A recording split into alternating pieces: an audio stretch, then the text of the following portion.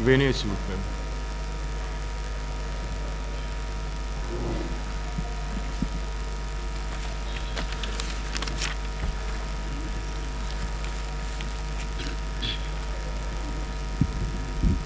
Vous voulez parler dans quelle langue, madame? En français. Vous avez le choix entre parler étant debout ou si vous voulez vous asseoir, vous pouvez le demander. Avec votre permission, après ma présentation, je vais m'asseoir. Vous êtes cité par Monsieur le procureur de la République pour témoigner dans cette affaire.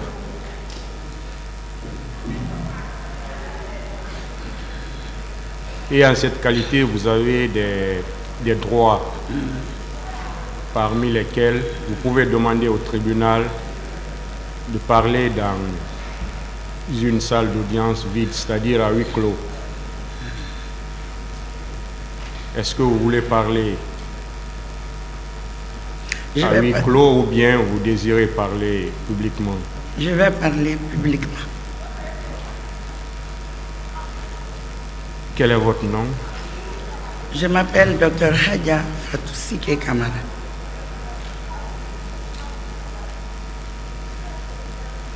Quel est votre âge ou votre date de naissance? Je suis né le 10 mars 1962 à Conakry. Quelle est votre profession? Je suis médecin. Où vous êtes domicilié? Je suis domicilié à Landria, commune de Dixon.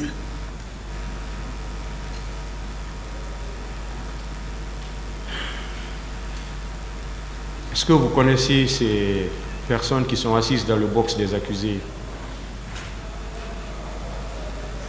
Je les ai connus pendant quelques ans, pendant l'exercice de mes fonctions, quand ils étaient aux commandes. Le président de la transition à l'époque et mon autorité de tutelle, le ministre de la Santé. Vous avez vu peut-être les victimes qui se sont suivies à la barre de ce tribunal. Est-ce que vous les connaissez? Comme j'ai été très proche des victimes, aussi bien les blessés que celles victimes de violences sexuelles, beaucoup d'entre elles me connaissent et je connais beaucoup d'entre elles. Est-ce que vous avez des liens de parenté avec certaines d'entre elles? Je veux parler de toutes ces personnes. Non, on a eu des liens dans l'exercice de mes fonctions. Est-ce que présentement il y a des liens de subordination entre vous et certaines d'elles? Non. Est-ce qu'il y a des liens d'alliance? C'est-à-dire vous avez marié, vous avez fait des mariages dans leur famille ou réciproquement? Non, Monsieur le Président. Ça veut dire qu'il n'y a aucun lien? Non, aucun lien. À part les connaissances dont vous avez fait cas tout de suite. Oui, c'est ça. Alors, on va vous entendre comme témoin dans cette affaire. Et le témoin, c'est celui qui a vu.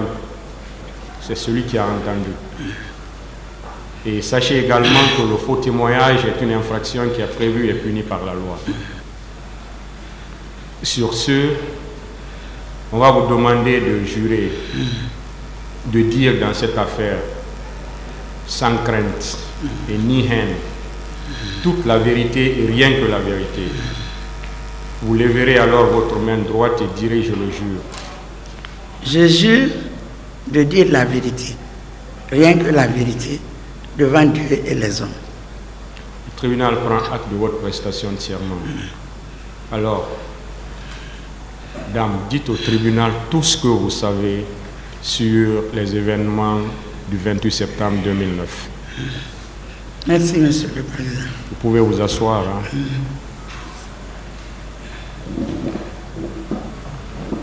Pour ajuster les micros.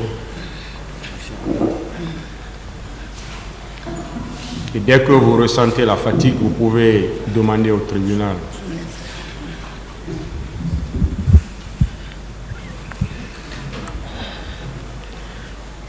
Monsieur le Président du tribunal, Monsieur les procureurs, honorables assesseurs, distingués membres de cette auguste cour, respectés avocats, mesdames et messieurs, A'udzubillahi minash-shaytanir rahim. Bismillahir-rahmanir-rahim. Alhamdulillahi rabbil alamin. Je rends grâce à Dieu, notre Créateur, clément, tout miséricordieux et très miséricordieux, de me donner l'opportunité ce jour de m'exprimer devant cette auguste cour pour donner ma version des faits liés à la gestion des victimes des événements tragiques du 28 septembre 2009 à l'hôpital national d'Onka. Je m'incline pieusement devant la mémoire des victimes, braves fils et filles de notre pays qui ont perdu la vie cette triste et douloureuse journée. Et je témoigne ma solidarité aux nombreuses familles des victimes de ces événements tragiques, de cette page noire de l'histoire de notre pays. Gloire à Dieu, l'omniprésent, l'omniscient, l'omnipotent, qui m'a gardé en vie jusqu'à ce jour de mon audition, après tant d'affronts, tant de diffamations, tant de calomnies, tant de maltraitances, tant de violences verbales contre ma personne. Aujourd'hui, l'occasion m'est donnée de donner ma version des faits. Parce que moi qui suis devant vous aujourd'hui, j'ai échappé 5 fois à la mort.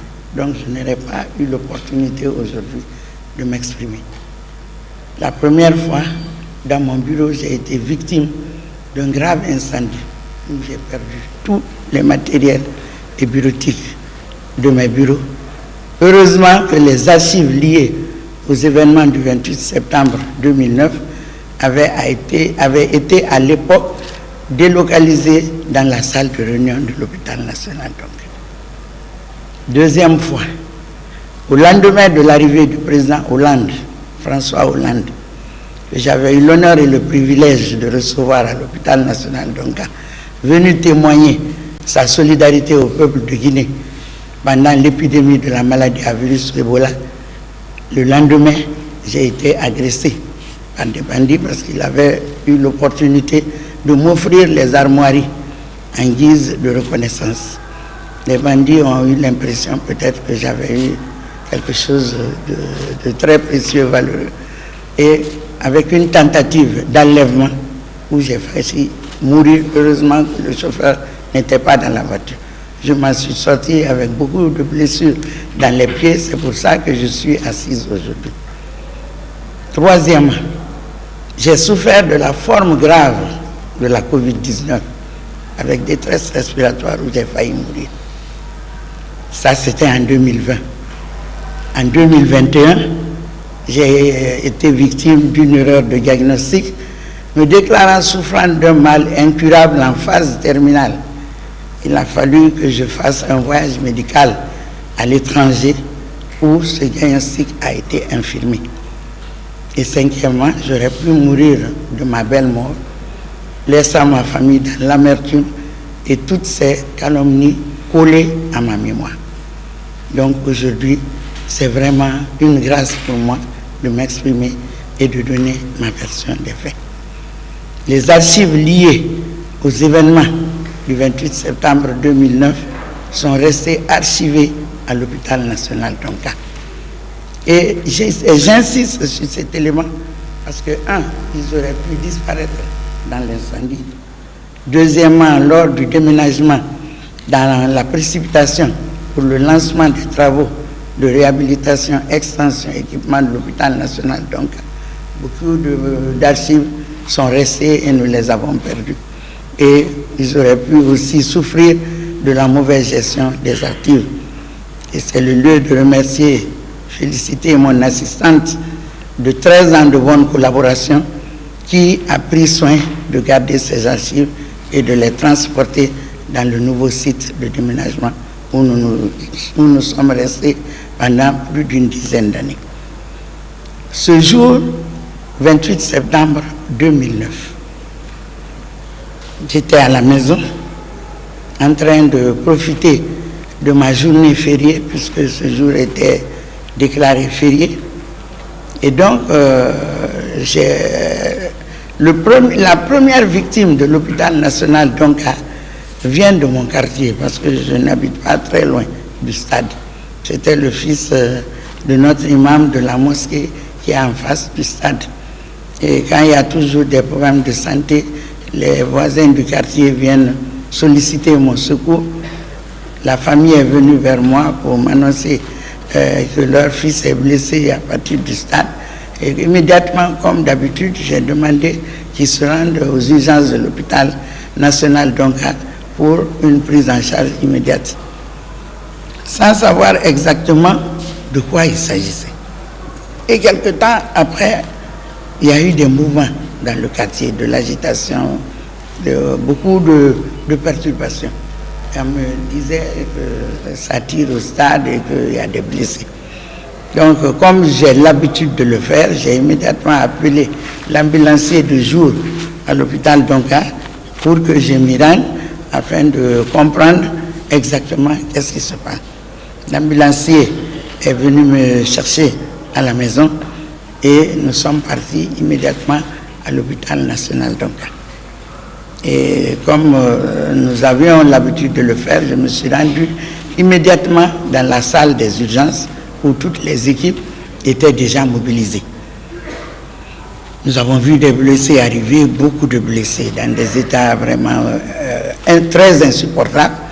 Et heureusement que le chef de service des urgences qui était là, et lui et son équipe ont déjà bénéficié de formation avec le CICR, le Comité international de la Croix-Rouge, pour déclencher le plan d'urgence dès que le nombre de blessés a atteint 25. Et au moment où j'arrivais, ce chiffre était déjà atteint parce que les ambulances de la Croix-Rouge et autres ambulances avaient commencé maintenant à faire venir les blessés à Donka. Mais ce que nous avions vu ce jour, j'étais vraiment sidéré. On s'est retrouvé devant une véritable boucherie humaine. Mais les équipes se sont mobilisées autant qu'ils pouvaient. Et le plan d'urgence, c'est de mobiliser immédiatement toutes les ressources humaines, matérielles, en produits pharmaceutiques qu'il faut pour la prise en charge des blessés. Le CICR avait installé une caisse dans la salle des urgences avec tous les produits pharmaceutiques d'urgence qui doit être débloqué dès que ce nombre de blessés est atteint. Et donc, déjà, ces médicaments étaient disponibles. Le stock de la pharmacie a commencé à être livré par l'équipe de garde de la pharmacie. Mais vraiment, au niveau où nous étions, les stocks de l'hôpital national d'Onka ne pouvaient plus tenir la prise en charge des victimes qui arrivaient. Mais là, toutes les équipes médicales de l'hôpital national d'Onka étaient maintenant mobilisées. Quand je dis les équipes médicales, quand c'est un jour férié ou n'importe quel jour, c'est seulement l'équipe de garde ou de permanence des urgences qui fonctionne. Mais dans le cadre du professionnalisme, du serment d'Hippocrate, l'éthique et la déontologie, tous les services et unités de l'hôpital national, donc à ce jour, la pédiatrie, la maternité, 32 services et unités confondus, les agents qui étaient en place se sont mobilisés pour venir renforcer les équipes médicales des urgences. Et moi, en tant qu'administrateur, parce que c'est le lieu de vous préciser que j'ai fait ma formation, mon doctorat d'état en médecine pour la clinique, mais après j'ai bénéficié d'un diplôme, d'une formation post-universitaire. Fermez cette porte s'il vous plaît. Fermez la porte là.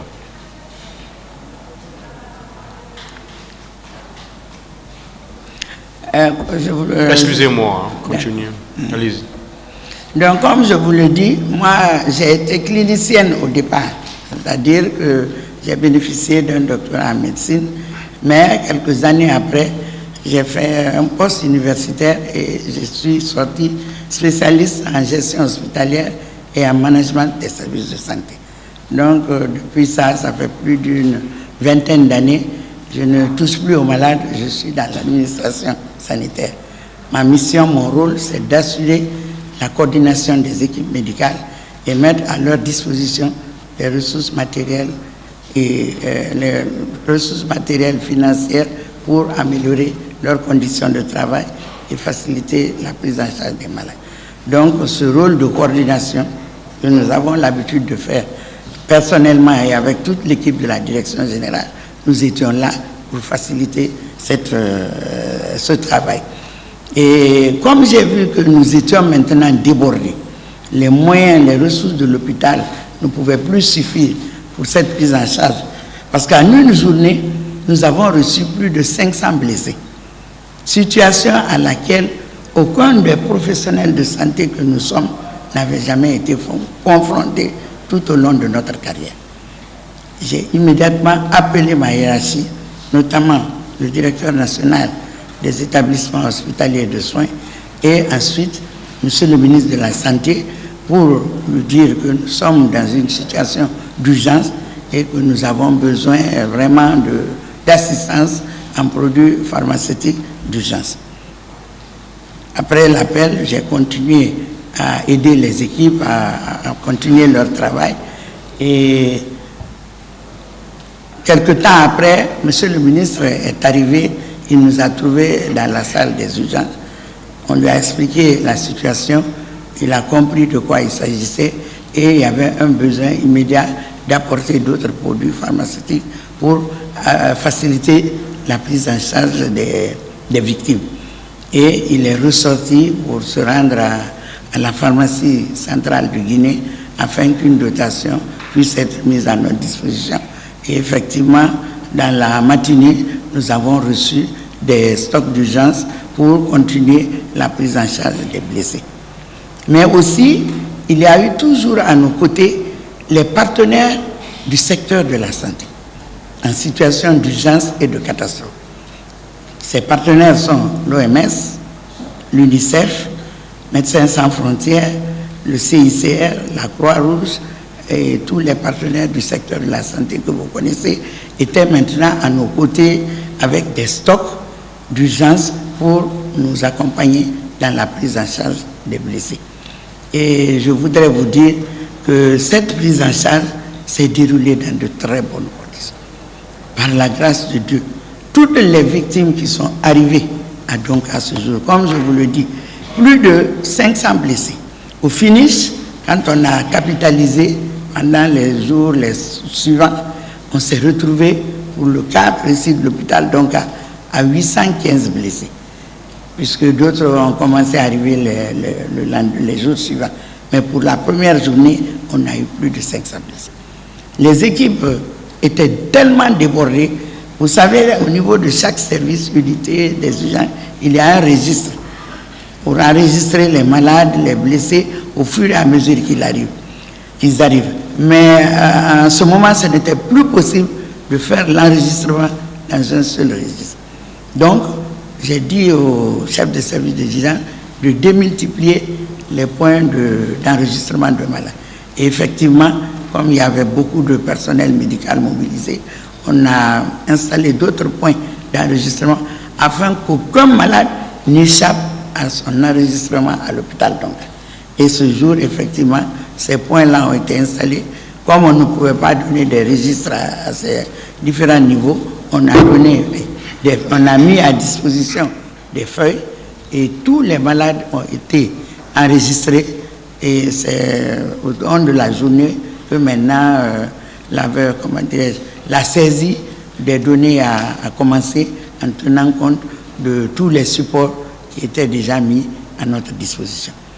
Et vraiment, je voudrais saluer le professionnalisme, l'engagement de tous les professionnels de santé, sous la coordination de la direction générale et avec l'appui du ministère de la Santé et de l'Hygiène publique. Parce que ce jour-là, d'ici le matin, toutes les victimes avaient bénéficié de soins. Il y en a eu plusieurs catégories. Ceux qui ont bénéficié des soins ambulatoires. Et la prise en charge était gratuite. Les victimes pourront vous le dire, à moins que ça se passe à mon insu, mais la prise en charge des victimes tout au long de leur prise en charge à l'hôpital national Donka a été gratuite, sur instruction du ministère de la Santé, puisque nous avions reçu beaucoup d'assistance en produits pharmaceutiques d'urgence pour leur prise en charge. Donc, d'ici le matin, ces équipes ont travaillé. Moi, j'ai dû arriver entre 10h30 et 11h, donc depuis cette heure-là, jusque tard dans la nuit, jusqu'à l'aube. Ceux qui devaient recevoir les soins ambulatoires avaient reçu les soins ambulatoires et sont rentrés à la maison. Ceux qui devaient être dans les blocs opératoires, bénéficier d'interventions chirurgicales, ont été dans les blocs. D'ici le matin, tout était terminé. Les implants chirurgicaux que vous connaissez, parce que chacun a eu un parent qui a été victime d'un problème traumatologique de valeur de 5, 10 à 15 millions, tout a été obtenu, mis à disposition des chirurgiens et ces malades ont bénéficié de ces interventions. Ceux qui devaient être aussi hospitalisés pour des soins hospitaliers ont été là, les examens de laboratoire, les examens de radio. Tout a été fait pour que ces malades bénéficient de la prise en charge gratuite. Et Monsieur le ministre de la Santé, en collaboration avec les cadres du ministère, ont mis en place immédiatement le comité national de crise sanitaire, qui était composé des responsables hospitaliers des 2 hôpitaux nationaux, donc à Ignace-Dine, des hauts cadres du ministère de la Santé, et comme je vous l'ai dit tout à l'heure, des partenaires du secteur de la santé. Et ces réunions se tenaient régulièrement avec eux pour présenter les situations de prise en charge médico-chirurgicale en cours, tirer les leçons et voir comment améliorer cette prise en charge. Et vraiment, ce jour, comme la journée a été très longue, nous avons un restaurateur qui a encore ses installations devant l'hôpital national Donka, qui est vraiment venu à mon secours. C'était un jour férié, les financiers n'étaient pas en place, et il m'a aidé à trouver des sandwichs, de l'eau et du jus pour les équipes médicales. Moi, personnellement, je n'ai même pas pu manger tellement que j'ai vu quelque chose que je n'avais jamais vu dans ma vie.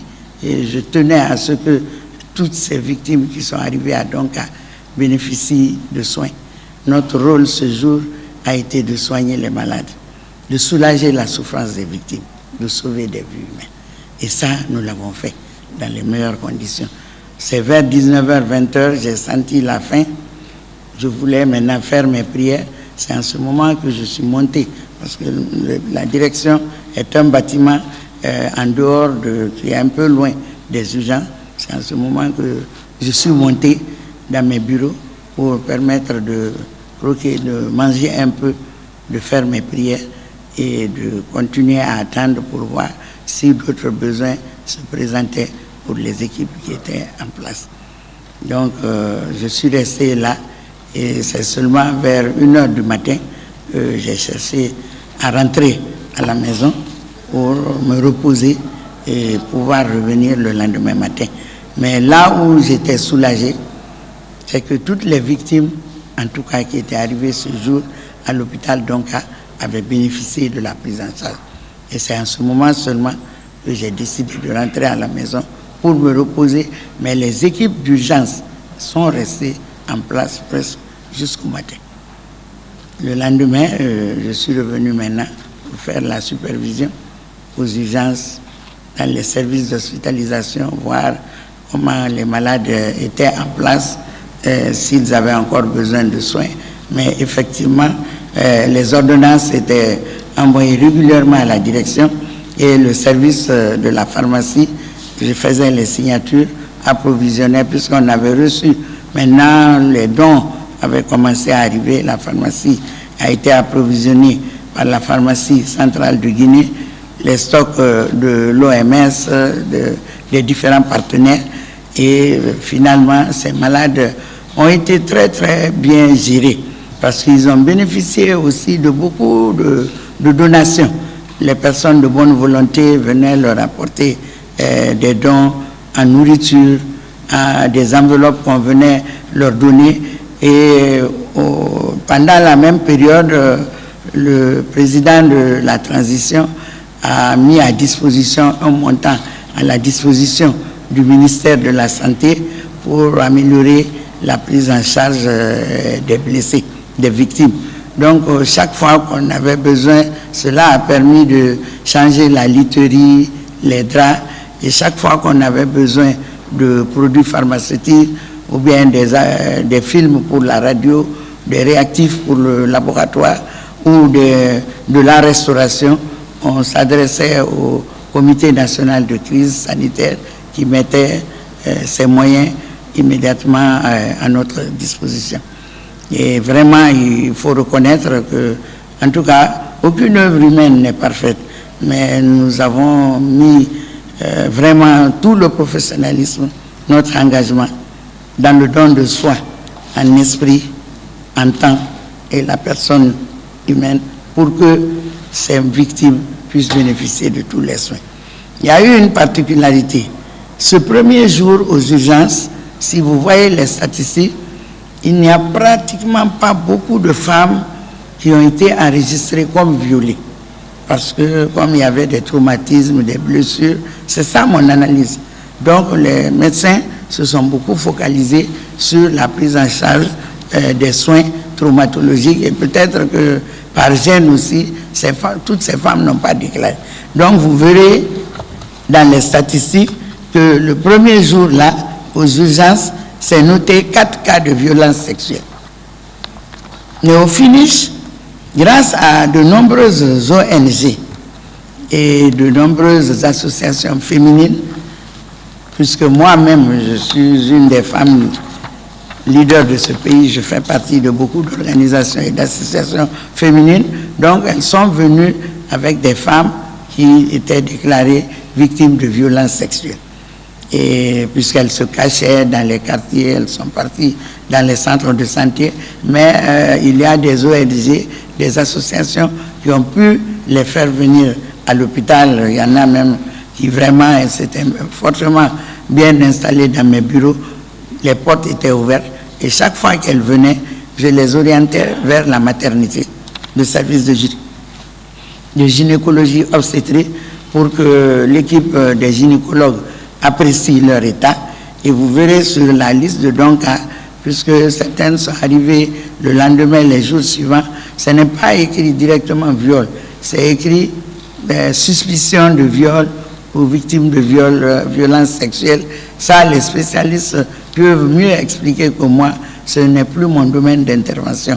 Donc, les jours qui ont suivi, elles sont venues et nous allons vous dire tout à l'heure le nombre total de violences sexuelles qui ont été répertoriées à ce niveau. Et pour celles qui avaient des problèmes de traumatisme moraux, nous les avons envoyées à la psychiatrie pour une prise en charge psychosociale et toutes ces activités ont pu être réalisées à l'hôpital national. Donc, au cours de ma supervision le lendemain, dans les différents services et unités qui recevaient les victimes, nous nous sommes rendus aussi à la morgue.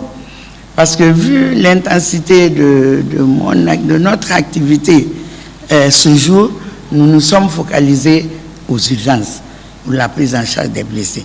Et le lendemain, quand je suis arrivé à la morgue, j'ai demandé, comme je l'ai fait dans tous les services, au chef du service des urgences, de la morgue, puisque la morgue, aussi bien que les autres services et unités, a une particularité. Et en tant que manager, vous attendez qu'on vous rende compte. Ils font leur travail et ils vous rendent compte. Donc, les deux morgues, donc à Ignazdine, étaient sous la responsabilité du médecin légiste qui nous rendait compte régulièrement de la situation, et la collaboration avec ses équipes aussi a été très très parfaite. Nous avons fait le tour au niveau de la morgue pour voir la situation. Les assistants du médecin légiste qui étaient là à l'époque nous ont dit que c'est tard dans la nuit qu'ils ont reçu certains corps et que vu le temps qui s'était passé, il faut reconnaître que certains n'étaient pas en très bon état. Mais ils allaient mettre toute leur expertise, leur science à profit pour améliorer la présentation de ces victimes. Ce travail a été fait. Et il faut aussi apprécier la solidarité qui a été mobilisée autour de ces victimes. Qu'il s'agisse du président de la transition, du gouvernement, des institutions nationales, internationales, des ONG, des associations, tout le monde venait régulièrement à l'hôpital Donga pour voir les blessés. C'est en ce moment même que nous avons reçu la visite du médiateur, le président du Burkina Faso, qui était venu aussi à l'époque visiter les blessés, plusieurs missions, plusieurs délégations. En tout cas, un élan de solidarité a été mobilisé en faveur de ces victimes. Nous avions reçu, comme je vous l'ai dit tout à l'heure, 815 blessés. Et avec le travail des équipes, les 815 blessés sont enregistrés. Du premier blessé au 815e blessé, tout a été enregistré. Prénom, nom, âge, sexe, diagnostic, traitement. 815 blessés. Je vous ai dit qu'il y a eu beaucoup d'ambulatoires, c'est-à-dire ceux qui ont reçu les soins, qui sont rentrés à la maison et à qui on a demandé de revenir régulièrement pour les pansements, pour les injections, pour les traitements. Il y a eu 77 hospitalisés à l'hôpital national donc. 32 cas de violences sexuelles répertoriés par le service de gynéco-obstétrique, la maternité de l'hôpital national d'Onka. Nombre de corps qui ont été déposés à la morgue de l'hôpital national d'Onka, 34 corps. Nombre d'ambulatoires, puisque sur les 815, il y a eu 77 hospitalisés, donc nous avons 738 ambulatoires. Mais dans les 77 hospitalisés, il y a eu 6 cas de décès hospitaliers. Pour les cas de blessés, toutes les fiches sont là, elles sont disponibles, nous avons toutes les fiches, puisque vraiment, ce n'était que ça mon travail. Comme ce n'est pas la clinique, nous avons pris le temps de répertorier, d'enregistrer et d'actualiser au quotidien, parce que le nombre de blessés variait d'un jour à l'autre. Pratiquement, nous sommes restés près de 3 mois, ou plus même, parce que nous avons des cas qui étaient des handicapés à vie. Section de la moelle épinière, des cas, il y en a qui sont paralysés, il y en a qui vraiment sont handicapés à vie. Donc certains, pour les cas de traumato, sont restés longtemps à l'hôpital. Pour les cas de blessés qui ont été répertoriés par les spécialistes en la matière, nous avions au niveau des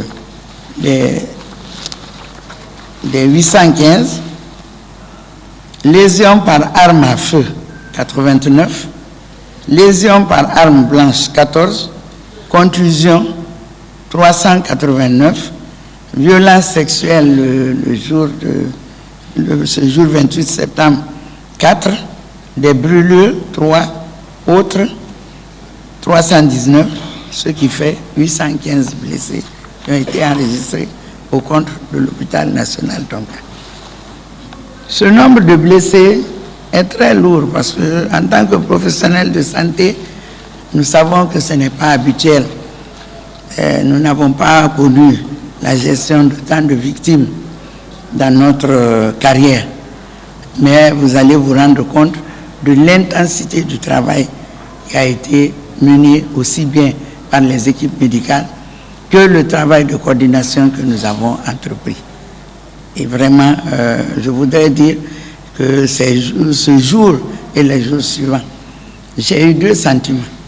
Le premier, c'est d'avoir quand même ce jour réussi la mission de coordination des équipes médicales, qui étaient toutes là en train de travailler et de gérer les malades.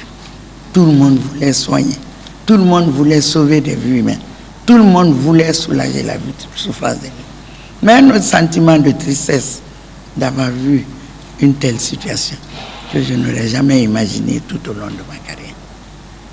je voudrais vraiment remercier les équipes, les féliciter et dire que le travail qui a été fait, peut-être que je n'ai pas tout dit maintenant, mais je me mets entièrement à votre disposition pour répondre aux différentes questions et vous dire que j'insiste, je signe, je persiste.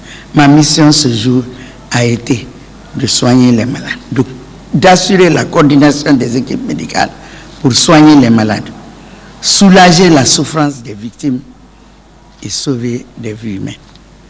Devant Dieu et les hommes, c'est ce que je connais de la journée du 28 septembre 2009. Je me mets entièrement à votre disposition pour les questions d'information complémentaires